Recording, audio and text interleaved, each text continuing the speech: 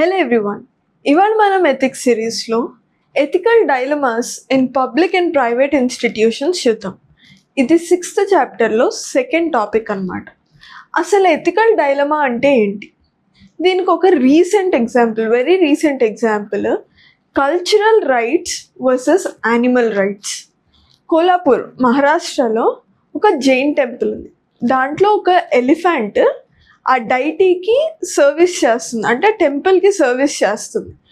ఆ ఎలిఫెంట్కి 30 years నుంచి service చేస్తుంది. సడన్గా దాని హెల్త్ పాడైంది అనమాట. దానికి నించోడానికి రావట్లేదు and she is not able to eat food. ఇలాంటి కొన్ని ప్రాబ్లమ్స్ వచ్చాయి, హెల్త్ ప్రాబ్లమ్స్. అయితే సుప్రీంకోర్టుని పెట్ అనే ఒక ఆర్గనైజేషన్ ఏదైతే యానిమల్ రైట్స్ గురించి ఫైట్ చేస్తుందో ఆ ఆర్గనైజేషన్ ఫస్ట్ హైకోర్టు దగ్గరికి వెళ్ళింది, తర్వాత సుప్రీంకోర్టు దగ్గరికి వెళ్ళింది. ఏమని అడుగుతూ అంటే, ఈ ఎలిఫెంట్కి హెల్త్ బాగాలేదు, ఇక్కడ టెంపుల్లోనే ఉంచితే దీనికి effective health medical services provide చేయలేకపోతున్నాం. సో దీన్ని అంబానీ వాళ్ళు ఎస్టాబ్లిష్ చేసిన వంతారా ఏదైతే ఎలిఫెంట్ రెస్క్యూ సెంటర్ ఉందో దానికి షిఫ్ట్ చేయండి, so that it would get good medical services అని చెప్పి పిటిషన్ వేశారు. హైకోర్టు అంది ఓకే, బికాజ్ దాని health animal rights are also important, మనం అది చేద్దాము అని. అయితే అక్కడున్న జనాలు అన్నారు అలా కుదరదు, ఈ యానిమల్ మాది, మా కల్చర్కి కావాల్సింది. సో వాళ్ళు వాళ్ళ కల్చరల్ రైట్స్ గురించి చెప్తున్నారు అనమాట. This animal belongs to us, మేమే దీన్ని చూసుకుంటాము, ఎవరు ఇంటర్ఫియర్ అవ్వకూడదు అని. అండ్ వాళ్ళు ఏ ఎక్స్టెంట్కి వెళ్ళారంటే, ఎప్పుడైతే ఈ ఎలిఫెంట్ని వంతారాకి షిఫ్ట్ చేస్తారో అప్పటి నుంచి జియో వాడడం మానేశారు, so that it would affect the Reliance company. So మొత్తం కోల్హాపూర్ మొత్తం they stop using Jio. So దీంట్లో మనం చూస్తే వాళ్ళ కల్చర్ కోసం వాళ్ళు ఫైట్ చేస్తున్నారు, ఇక్కడ యానిమల్ రైట్స్ కోసం ఈ పెట్ ఆర్గనైజేషన్ ఫైట్ చేస్తుంది. ఎవరిది కంప్లీట్గా కరెక్ట్ కాదు, ఎవరిది కంప్లీట్గా రాంగ్ కాదు. So this situation is known as ethical dilemma.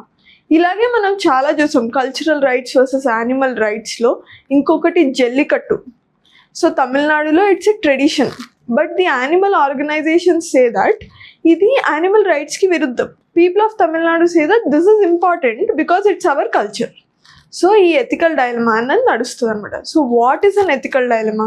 Ethical dilemma is a situation in which you will have two moral choices, choice 1 and choice 2. Both of them completely are not correct or completely are not wrong.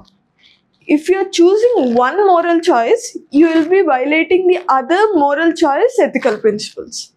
If you choose the other, vice versa anamata. So ఇప్పుడు నువ్వు ఒక్క చాయిస్ని తీసుకుంటే కొన్ని ethical principles violate అవుతాయి, ఇంకో చాయిస్ని తీసుకుంటే ఇంకొన్ని ఎథికల్ చాయిసెస్ ఆర్ ప్రిన్సిపల్స్ అన్నవి వైలేట్ అవుతాయి అనమాట. దాన్ని ఎథికల్ డైలమా అంటారనమాట. సో ఎథికల్ డైలమాలో ఏమవుతుందంటే it will become very difficult to choose between two.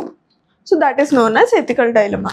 Nature of ethical dilemma, types of ethical డైలమాలో సో ఫస్ట్ ఎథికల్ డైలమా వచ్చేసి రైట్ వర్సెస్ రైట్, అంటే right ethical principles versus right ethical principles. For example, ఒక doctor ఉన్నారు, ఆయన అందరినీ పేషెంట్స్ని screen చేస్తున్నప్పుడు ఏం తెలిసిందంటే ఒక 2-3 పేషెంట్స్కి HIV పాజిటివ్ ఉంది. సో ఇప్పుడు ఈ doctor is in ethical dilemma that ఇప్పుడు ఈ పర్సన్ది ఎవరికైతే HIV ఉందో వాళ్ళ ప్రైవసీని ప్రొటెక్ట్ చేయడం కూడా రైట్ ఎథిక్స్. అండ్ ఇంకొక రెస్పాన్సిబిలిటీ కూడా ఉంది ఆయనకి, ఏంటి అంటే కమ్యూనిటీని ప్రొటెక్ట్ చేయడానికి ఈ ఇన్ఫర్మేషన్ని బయటికి చెప్పాలి, సో దట్ మన కమ్యూనిటీలో ఎన్ని కేసెస్ ఉన్నాయి, అది ఎలా స్ప్రెడ్ అవుతుంది, అండ్ వాళ్ళని ఐసోలేట్ చేయడం, ఇలాగ different techniques and strategies to protect the community. కానీ ఈయన బయటికి చెప్తే patient autonomy and patients privacy పోతుంది. సో మెడికల్ కోడ్లో రెండు ఉన్నాయి, you have to protect the society, అది ఒక రైట్ ఎథిక్స్. సెకండ్ ఏంటంటే you should also protect the privacy of the patient, ఇది కూడా వాళ్ళ కోడ్ ఆఫ్ ఎథిక్స్. సో ఈ రెండిటికి మధ్యలో రైట్ వర్సెస్ రైట్ అదొక ethical dilemma. Second is wrong versus wrong. ఇది లైఫ్ బోట్ ఎథిక్స్ అని ఒక ఎగ్జాంపుల్లో చూద్దాం. It's very famous example. దీంట్లో ఏం జరుగుద్దంటే ఒక సీలో షిప్ కూలిపోతుంది అనమాట. సో లైఫ్ బోట్ ఉంటుంది, ఆ లైఫ్ బోట్లోకి ఒక 4 members పట్టగలరు. సో ఆ 4 members ఎక్కేస్తారు. There is 1 more person who is about to die. వాడిని మనం బోట్లోకి ఎక్కిస్తే మన బోట్ సింక్ అయిపోతుంది, వాడిని అక్కడ వదిలేస్తే వాడు చచ్చిపోతాడు. సో ఏమవుద్దంటే ఆ బోట్లో ఒకరు లీడర్షిప్ తీసుకుని డెసిషన్ తీసుకోమని అందరూ ఆయనకి ఇచ్చేస్తారనమాట. He is in a ethical dilemma. ఇప్పుడు నేను ఈ ముగ్గురిని చంపేస్తాను, ఒకవేళ ఈ 1 పర్సన్ని ఎక్కించుకుంటే బోట్ సింక్ అయిపోయి ఈ ముగ్గురిని చంపేస్తాను, లేదా నెక్స్ట్ ఏమవుతుంది ఈ పర్సన్ ఎక్కించుకోకపోతే ఈ పర్సన్ ఖచ్చితంగా చచ్చిపోతాడు. So this is also a type of ethical dilemma. Third one is right versus wrong. మీకు అనిపించవచ్చు రైట్ వర్సెస్ రాంగ్లో రైటే చూస్ చేసుకోవచ్చు కదా అని. సో మనం ఎథిక్స్ గురించి మాట్లాడుతున్నాం, మోరల్స్ గురించి కాదు, కొంచెం కాషియస్గా. సో రైట్ వర్సెస్ రైట్లో ఏంటి అంటే, ఒక డాక్టర్ ఉన్నారు, వాళ్ళకున్న ఇన్స్ట్రక్షన్ ఏంటి అంటే బ్లడ్ తీసుకునేటప్పుడు ఆర్ బ్లడ్ బ్యాంక్లో బ్లడ్ని డిపాజిట్ చేసినా లేకపోతే ఒకరి నుంచి ఇంకొకరికి బ్లడ్ ఎక్కించినప్పుడు కూడా you have to definitely screen the డోనార్కి ఏమైనా డిసీజెస్ ఉన్నాయా, లేకపోతే ఆ బ్లడ్ టైప్ కరెక్ట్గా మ్యాచ్ అవుతుందా అన్నది బేసిక్, అది ఖచ్చితంగా చేయాలి తెలుసుకోవడానికి. బట్ ఈ డిసీజెస్కి వాటికి ఒక స్క్రీనింగ్ ప్రొసీజర్ ఉంటుంది అనమాట, అది చూసిన తర్వాతే బ్లడ్ని ట్రాన్స్ఫర్ చేయాలి. సో ఇలా చేయడం ఇస్ రైట్. ఇంకొక సిచ్యువేషన్ ఏంటి అంటే, ఒకవేళ ఎమర్జెన్సీ ఉంది, just blood a group and blood ఒకరికి మ్యాచ్ అవుద్దా లేదా మాత్రమే టెస్ట్ చేసే టైం ఉంది. ఆ టైంలో స్క్రీనింగ్కి టైం లేదు and it's very emergency, otherwise the person will die. అలాంటి టైంలో స్క్రీనింగ్ చేయకుండానే బ్లడ్ ఎక్కిస్తే మరి అది వాళ్ళ కోడ్ ఆఫ్ ఎథిక్స్కి రాంగే.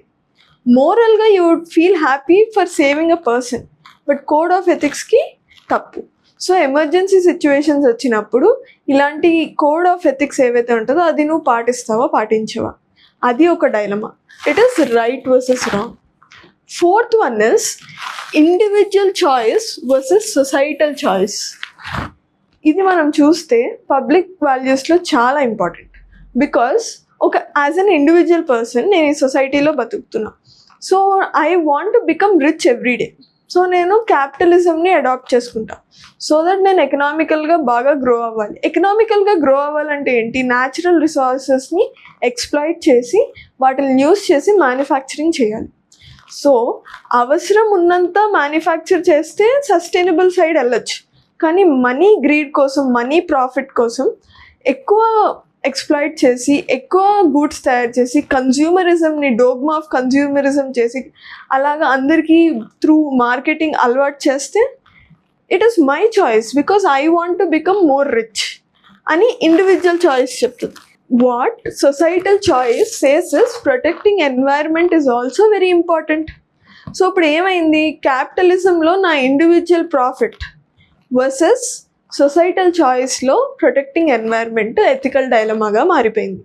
సో పర్సనల్ ఇంట్రెస్ట్ అనేవి పబ్లిక్ గుడ్ని యూజువల్గా ఓవర్ పవర్ చేయకుండా ఉండాలి and vice versa. Second one and vice versa. Now let's see the fifth one, means versus end. ఇది చాలా ఫేమస్ థియరీస్లో కూడా ఎక్స్ప్లెయిన్ చేశారు. ఒకటి ఏంటంటే ఎండ్స్ని మీట్ అవుతాం, ఒకవేళ ఎండ్స్ ప్రాపర్గా మీట్ అయ్యాయి, ఎండ్స్ వల్ల బెనిఫిట్ వస్తున్నాయంటే గివ్ ఇంపార్టెన్స్ టు ఎండ్స్ అంటారు. అది రాబిన్హుడ్ స్టైల్. ఫర్ ఎగ్జాంపుల్ వాడు ఏం చేసేవాడు, రాబిన్హుడ్ రిచ్ పీపుల్ దగ్గర నుంచి స్టీల్ చేసి పూర్ పీపుల్కి డిస్ట్రిబ్యూట్ చేసేవాళ్ళు. దీంట్లో స్టీలింగ్ అనేది means, but distribution to the poor is the ends. So ends అనేవి జస్టిఫై అవుతున్నాయి కదా, ఎండ్స్ అనేవి మోరల్గా ఉన్నాయి కదా, ఎండ్స్ అనేవి జస్టిఫికేషన్ ఫర్ ఎథికాలిటీ ఇస్తున్నాయి కదా, ఇలాంటివి చూసుకుంటే ఈ స్టైల్ కరెక్టే అని ఎండ్స్లో బిలీవ్ చేసేవాళ్ళు చెప్తారు. సెకండ్ వాళ్ళు ఏంటి అంటే మీన్స్కి ప్రిఫరెన్స్ ఇస్తారు. అంటే స్టీల్ చేయకూడదు, you should not kill, you should not torture people, ఇలాంటిది.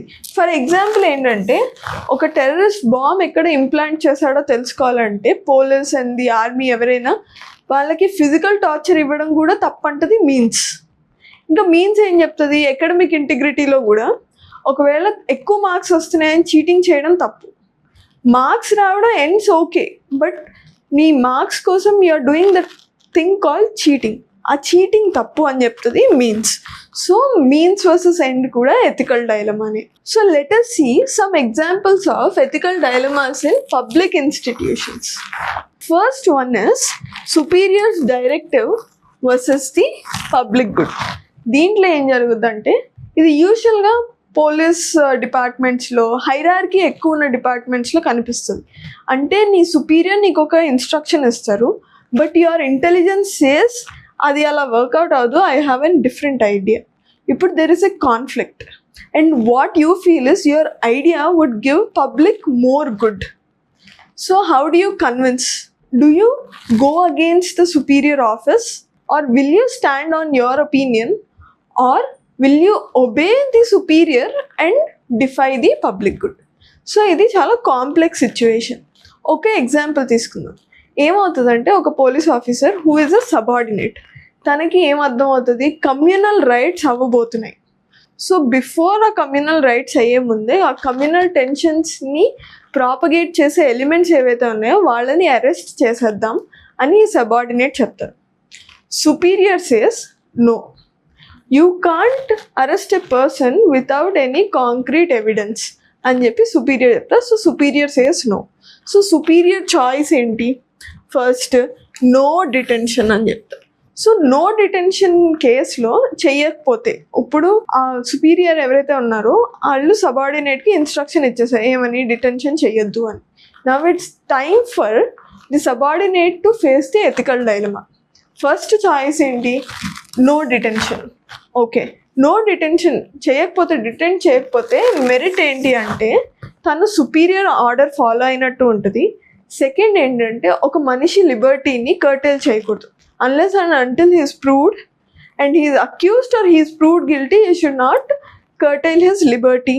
సో వాళ్ళ లిబర్టీని నువ్వు హార్మ్ చేయట్లేదు, ఇది మెరిట్. కానీ డీమెరిట్ ఏంటంటే పబ్లిక్ లైఫ్ లాస్ అవ్వచ్చు, ఇన్ఫ్రాస్ట్రక్చర్, బికాస్ కమ్యూనల్ టెన్షన్స్ అయ్యాయంటే ఫైటింగ్స్ ఎక్సెట్రా అవుతాయి, దానివల్ల ఇన్ఫ్రాస్ట్రక్చర్ డ్యామేజ్ అవుతుంది. And they'll be abuse towards each other, hate speech ఉంటుంది, they'll be lot of chaos in the society. So ఇదేంటి, you are not doing public good, you are giving respect to your superiors directive. Second choice ఏంటి అంటే detention of the communal elements. ఆ communal elements నువ్వు ఎవరైతే నీ intelligence report ప్రకారం నీకు తెలిసిందో ఎవరైతే కమ్యూనల్ రైట్స్ చేయబోతున్నారో వాళ్ళని నువ్వు డీటైన్ చేసేస్తున్నావు. So you're arresting them. దానివల్ల వచ్చే మెరిట్ ఏంటి? It will promote the public good first. Second ఏంటి అంటే it will also save the loss of life. So ఎవరు చనిపోరు, టెన్షన్స్ అవ్వకపోతే ఎవరు చనిపోరు.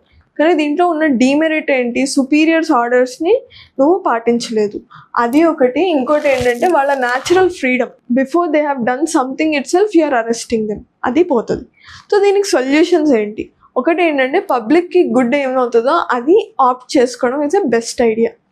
అది చేసి దాని తర్వాత సుపీరియర్ ఆర్డర్స్కి అగేన్స్ట్ అయితే you can give a good explanation, అది ఒకటి. నెక్స్ట్ ఏంటి అంటే సుపీరియర్ని నీ దగ్గర ఉన్న ఇంటెలిజెన్స్ అండ్ ఫ్యాక్ట్స్తో కన్విన్స్ చేయడం. ఇది two solutions of this dilemma.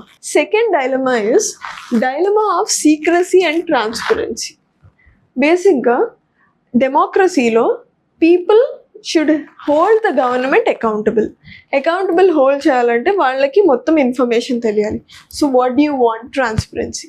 కానీ ప్రాబ్లం ఏంటంటే మొత్తం ఇన్ఫర్మేషన్ బయట పెడితే సెన్సిటివ్ ఇన్ఫర్మేషన్ ఎప్పుడైతే బయటికి వెళ్తుందో అప్పుడు there are chances of police officers or the officers who are working వాళ్ళ మీద థ్రెట్స్ ఉండడం కానీ, లేకపోతే నేషనల్ సెక్యూరిటీ ఇన్ఫర్మేషన్ బయటికి వెళ్ళడం కానీ, ఇలాంటి ఛాన్సెస్ ఉంటాయి.